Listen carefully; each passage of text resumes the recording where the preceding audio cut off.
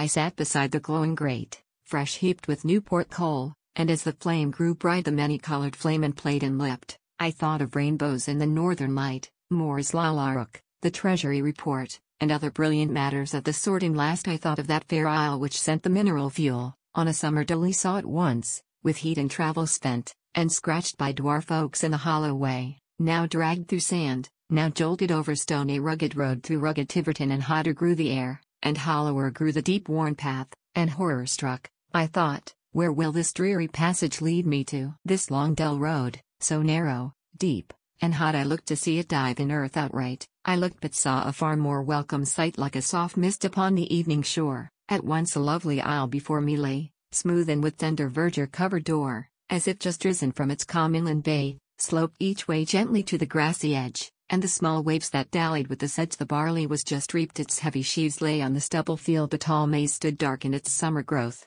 and shook its leaves in bright. The sunlight played on the young wood. For 50 years ago, the old men say, the Briton hewed their ancient groves away. I saw where fountains freshened the green land, and where the pleasant road, from door to door, with rows of cherry trees on either hand, went wandering all that fertile region o'er Rogues Island once. But when the rogues were dead, Rhode Island was the name it took instead. Beautiful island.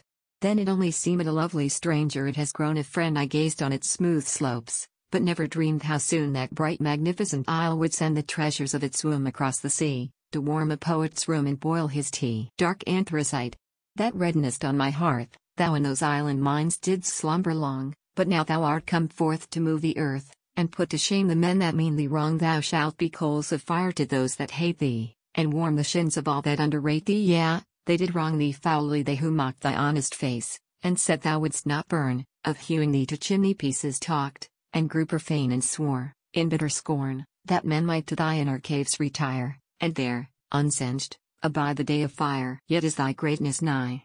I pause to state, that I too have seen greatness. Even I shook hands with Adam, stared at Lafayette, when, Burhead, in the hot noon of July, he would not let the umbrella be held o'er him, for which 3 cheers burst from the mob before him. And I have seen not many months ago an Eastern governor in chapeau bras and military coat, a glorious show, ride forth to visit the reviews, and ah, how oft he smiled and bowed to Jonathan, how many hands were shook and votes were won.